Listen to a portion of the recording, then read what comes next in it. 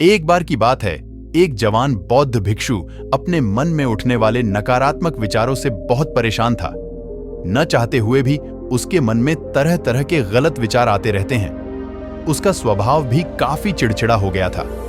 वह बात बात पर गुस्सा हो जाता, दूसरों के प्रति जलन और नफरत की भावना रखता, लोगों की बुराई करता और अपने मन में तरह तरह की नकारात्मक कल्पनाएं करता।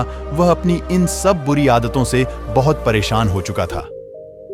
उसने बहुत से तरीके आजमाए, बहुत प्रयास किया अपने अंदर के इन बुरे विचारों को खत्म करने का, लेकिन कोई भी तरीका काम नहीं कर रहा था। अंततः एक दिन परेशान होकर उसने अपने गुरु के पास जाने का निर्णय किया। गुरु एक बहुत ही बुद्धिमान और आत्मज्ञानी व्यक्ति थे। जवान भिक्षु ने गुरु से पूछा, गुरुदेव, मैं अपने मन से इन नकारात्मक विचारों को कैसे खत्म कर सकता हूं? गुरु ने उत्तर देते हुए कहा, नकारात्मक विचार बादलों की तरह होते हैं जो कि साफ आसमान को धुंधला बना देते हैं। अगर तुम्हें साफ आसमान देखना है तो पहले इन बादलों को हटाना पड़ेगा। ठीक इसी प्रकार अगर तू अपने दिमाग से नकारात्मक विचारों को खत्म करना चाहते हो, तो सबसे पहले तुम्हें इन नकारात्मक विचारों के मूल कारणों को पहचानना और उन्हें नष्ट करना पड़ेगा। जवान भिक्षु को गुरु की यह बात ठीक से समझ नहीं आई, तो उसने गुरु से इसे थोड़ा विस्तार से समझाने का आग्रह किया। तब गुरु ने शिष्य को एक कहानी सुनानी शुरू की। एक बार एक व्यक्ति जंगल से गुजर रहा था। तभी उसे रास्ते पर एक सर्प दिखाई पड़ा। सर्प देखते ही वह व्यक्ति डर गया और वहां से भागने लगा। जैसे वह दौड़ा, उसका पैर एक पत्थर से टकरा गया और वह वहीं गिर पड़ा।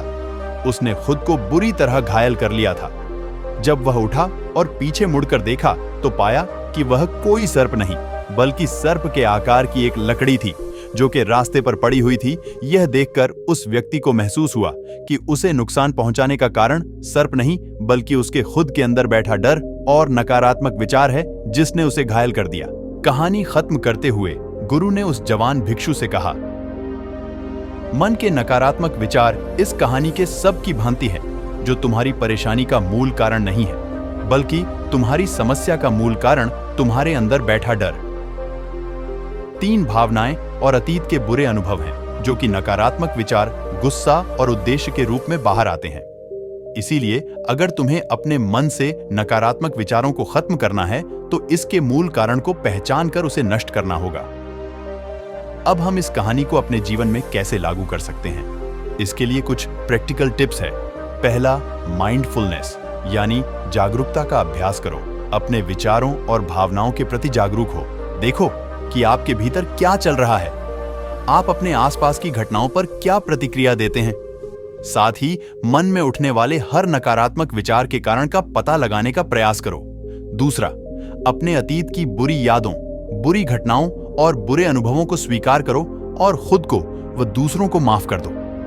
तीसरा, आभारी रहूंगा अपने जीवन के सकारात्मक पक्ष पर अपना ध्यान केंद्रित करें और आपके पास जो कुछ भी है उसके लिए इस ब्रह्मांड का आभार व्यक्त करो। आभार व्यक्त करना हमारे नजरिए को सकारात्मक बनाता है और हमारे अंदर से नकारात्मक भावनाओं को खत्म करता है। चौथा, दयालु बनो, खुद के प्रति भी और दूसरों के प्रति भी, क्योंकि नकारात्मक विचार अक्सर अंदर ही अंदर कि आपके भीतर क्या चल रहा है, आप अपने आसपास की घटनाओं पर क्या प्रतिक्रिया देते हैं। साथ ही मन में उठने वाले हर नकारात्मक विचार के कारण का पता लगाने का प्रयास करो।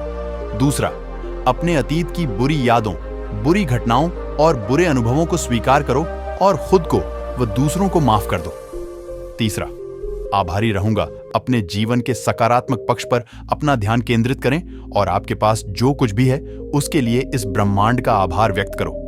आभार व्यक्त करना हमारे नजरिए को सकारात्मक बनाता है और हमारे अंदर से नकारात्मक भावनाओं को खत्म करता है। चौथा, दयालु बनो, खुद के प्रति भी और दूसरों के प्रति भी, क्योंकि नकारात्मक विचार अक्सर अंदर ही अंदर खुद की बुराई और तुलना करने से पैदा होते हैं। अपने अंदर दया भावना रखकर हम ज्यादा सकारात्मक और संतुष्ट जीवन जी सकते हैं। संक्षिप्त में यह कहानी हमें सिखाती है कि नकारात्मक विचार हमारी परेशानी का मूल कारण नहीं है। असल समस्या तो हमारे भीतर गहराई में छुपी हुई है। इन विचारों के मूल कारणों को पहचानकर हम इन विचारों को अपने दिमाग से निकालना शुरू कर सकते हैं और एक ज्यादा खुशहाल और शांति से भरा जीवन जी सकते हैं। याद रहे, कहानी की सभी की भांति हमारे ज्यादातर नकारात्मक विचार भी सिर्फ भ्रम मात्र हैं, जिन्हें हम अपने मन में पैदा करते रहते हैं।